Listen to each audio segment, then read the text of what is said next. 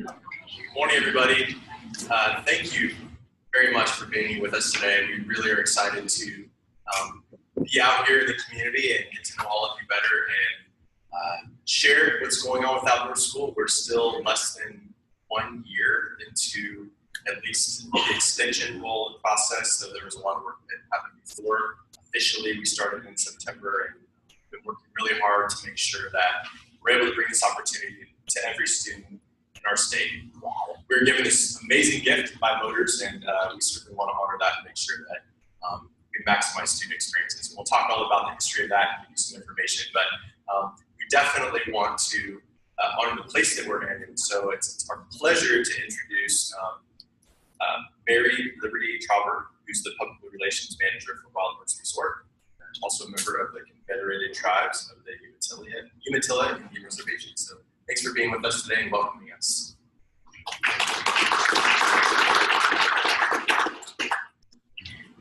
Tatsmewi. Good morning. I have to use notes because my brain is not a linear brain. It's more like a funnel cake. So I have to keep myself going in a straight line. So yes, I am an enrolled member of the Confederated tribes of the Umatilla Indian Reservation, and I'm the relations manager here. Fairly new, just started about 3 months ago. I'm going to take a few minutes to tell you a little bit about the tribes and the land on which you're meeting and how this facility came to be.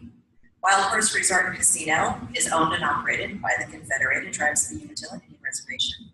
The tribes were first recognized by the federal government by the treaty of 1855, which created the reservation and the confederation of our 3 tribes, which are the Cayuse, Walla and Umatilla tribes. The tribes adopted a constitution and bylaws in 1949, which is governed by an elected board of trustees. We currently have over 3,100 enrollees. Each enrolled member of the tribe is assigned a number, which is very much a government thing. Out of 3,100, my number is 785, so that kind of gives away how long I've been around. Been here for a while. Wild Horse Resort and Casino was developed for the purpose of diversifying the tribe's economic base by generating revenue and providing employment opportunities for tribal members. We currently employ about, almost 900 workers right now. And about 250 of those employees are American Indian or Alaska Native. But we're also very just diverse. We're very much a diverse operation here, at about 40% of our employees are minorities. Something that I'm very proud of because I have an HR background as well. At its core, Wild Horse Resort and Casino is the tribe's vision to promote and support its mission of economic self-sufficiency, self-determination, and self-governance. We are successful by providing a high-quality, affordable destination resort. Gaming revenue is used by the tribe in several ways: to fund tribal government operations and programs like police, fire, and child welfare, to provide for the general welfare of the tribes and our members through things like scholarships, burial expense assistance, land acquisition, native language programs, those sorts of things. Also to promote economic development. So we have, besides the casino, we've got the museum, Tomas Lick Cultural Institute. We have Coyote Business Park. We're trying to recruit businesses here. We currently have the Forest Service, leasing space, and Davita, I believe, that does dialysis. Also, our goal is to share earnings in the form of dividends paid to each tribal member. And, sorry, I lost my place. So when they first started giving out dividends, they were giving out about $500 a year to enrolled members. And now we're up to about $2,000 a year. So the casino makes really good money, but it doesn't all just go to tribal members. It goes to a lot of different entities. Another goal is to donate to charitable organizations, and I'll talk a little bit more about the foundation. Wild Horse was originally conceived as part of a master development plan for 640 acres of tribal trust property, and in the mid-1990s it came to fruition. In 1994, the tribe started with a temporary casino. It was just a tent basically with only 100 slot machines. We had 5 trailers that were used to house administration and provide space to train employees for the permanent facility that was under construction.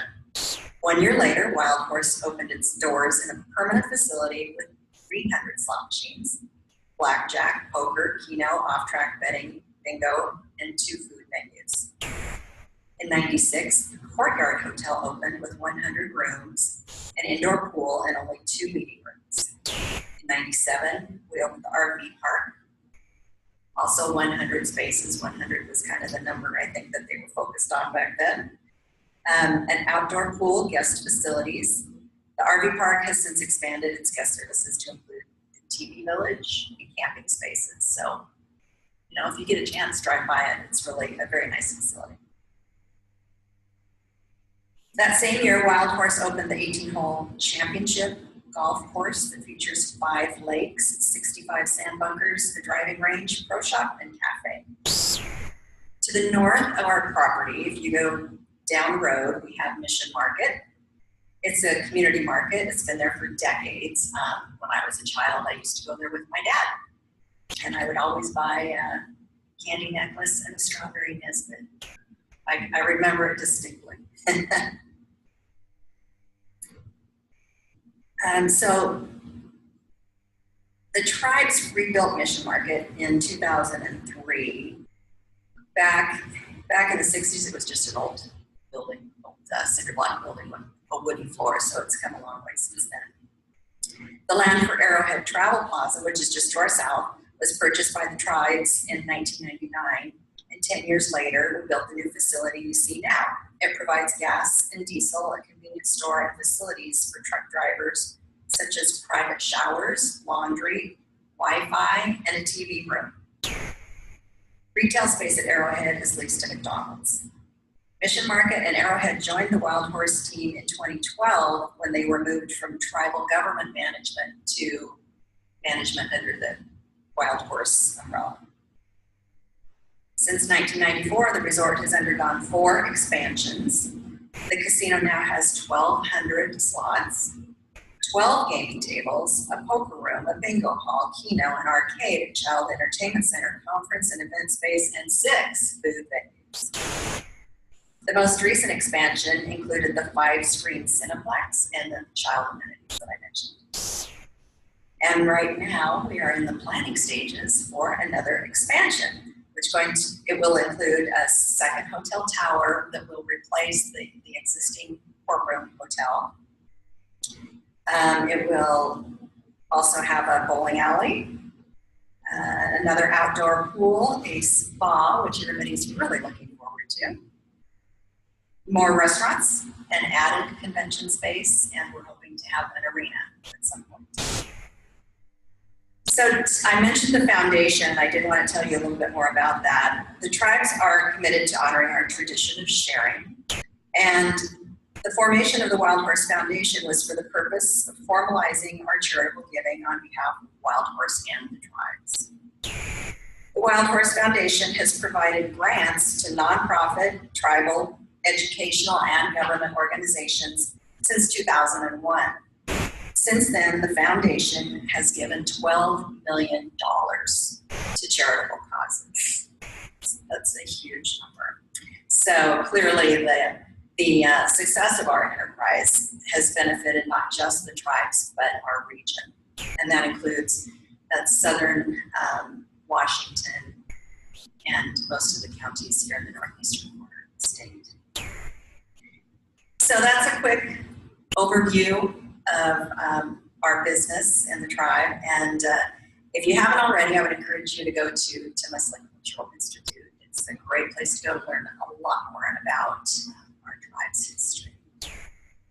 So I did want to address why you're here, which is inclusion and reaching out So I just wanted to suggest, all I can really tell you is that a good place to start is if you want to reach out to the tribes. Most tribes, if you go to the government office, will have a Department of Education.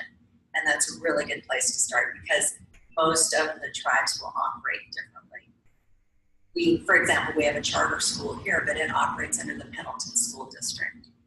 So, you could be jumping around trying to find the right place to go to reach out to someone. So starting with the Department of Education within the tribal government is probably your best bet. So again, thank you for being here, and we hope to see you again.